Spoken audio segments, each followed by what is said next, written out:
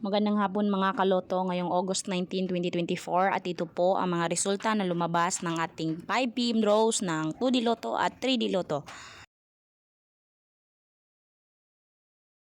2D Lotto 5pm draw result ngayong hapon ng August 18, 2024 at ito po ang mga sumusunod na lumabas.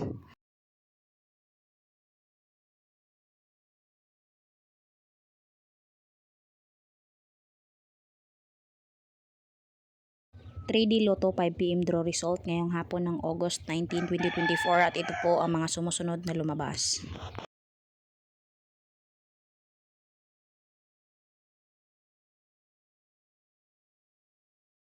Congratulations sa lahat ng ating lucky winners and thank you for watching. I love you all.